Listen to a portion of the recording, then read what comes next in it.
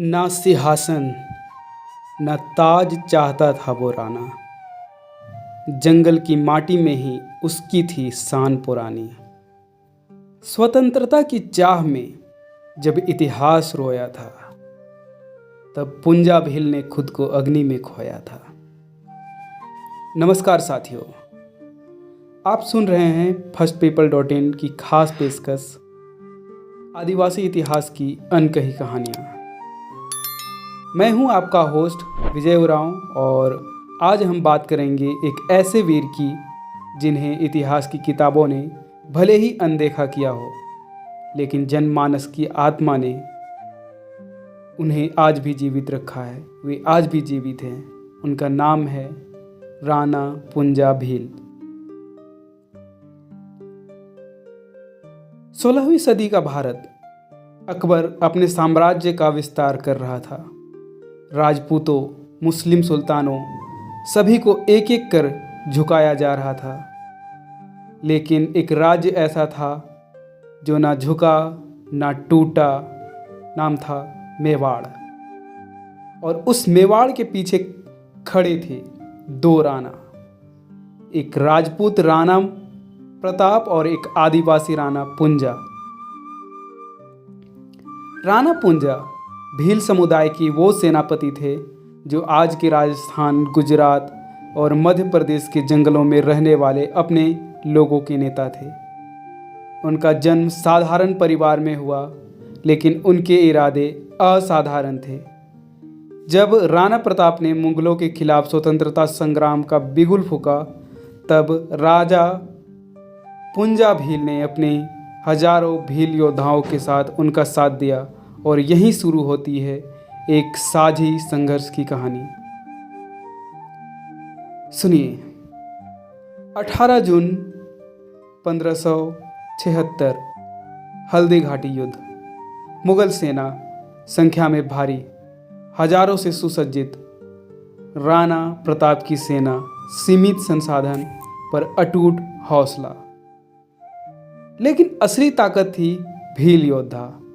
राणा पुंजा की अगुवाई में भीलों ने जंगलों के रास्तों से छापामार हमले किए, मुगलों की रसद रोक दी, रास्ते बंद कर दिए और युद्ध का रुख मोड़ दिया। इतिहास ने भले राणा प्रताप को हीरो बनाया, लेकिन राणा पुंजा की भूमिका उतनी ही निर्णायक थी। इतिहास कहता है राणा प्रताप ने राणा पुंजा को राणा की उपाधि दी। सोचिए, एक राजपूत राजा एक आदिवासी योद्धा को अपना बराबरी का सम्मान देता है। यह केवल एक पदवी नहीं, बल्कि उस समय की सामाजिक रूढ़ियों को तोड़ने वाला कदम था। आज जब समाज जात पात में उलझा है, तब 500 साल पहले दो राणाओं का यह संबंध मानवता और एकता का सबसे बड़ा संदेश देता है। आज भी राजस्थान, गुजरात, मध्य प्रदेश और महाराष्ट्र के गांवों में राणा पुंजा को देवता की तरह पूजा जाता है। डूंगरपुर, बांसवाड़ा, उदयपुर जैसे इलाकों में उनके नाम पर मंदिर हैं, मेले लगते हैं और जन गाथाएँ गाई जाती है।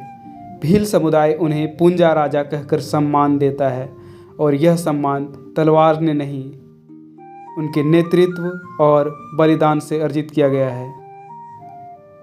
दुख की बात यह है कि इतिहास की मुख्य धारा में राणा पुंजा का नाम नहीं मिलता है। स्कूल की किताबों में हल्दी घाटी युद्ध तो है, पर उसमें भीलों की भूमिका गायब है। यह केवल एक योद्धा की उपेक्षा नहीं, बल्कि पूरे आदिवासी इतिहास की अनदेखी है। लेकिन अब वक्त बदल रहा है। अब आदिवासी समुदाय जागरूक हो रहा है, अपने नायकों को पहचान रहा है और उनकी गाथाओं को फिर से लिख रहा है।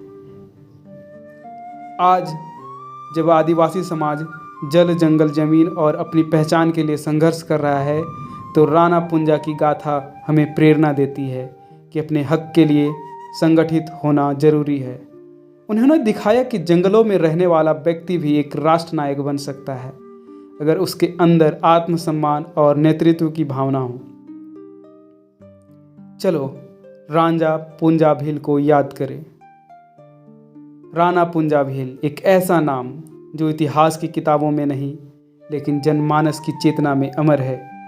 वह केवल एक व्यक्ति नहीं, वह आदिवासी अस्मिता, स्वाभिमान और संघर्ष की आवाज़ है। आइए इस आवाज़ को और बुलंद करें, अपने बच्चों को बताएं कि आज़ादी की लड़ाई केवल राजाओं और दरबानों ने नहीं लड़ी थी, बल्कि जंगलों, घाटियों और पहाड़ों में भी इतिहास लिखा गया था। आप सुन रहे थे firstpeople.in की विशेष पॉडकास्ट राजा पुंजा भील आदिवासी शौर्य की अमर गाथा। मैं हूँ विजय उरांव। अगर आपको यह एपिसोड पसंद आया हो तो इसे शेयर करें, रेट करें और हमें अपने सुझाव भेजें। हम मिलेंगे अगली कड़ी में एक और भूले बिसरे नायक की कहानी के साथ। तब तक के लिए धन्यवाद। जोहार।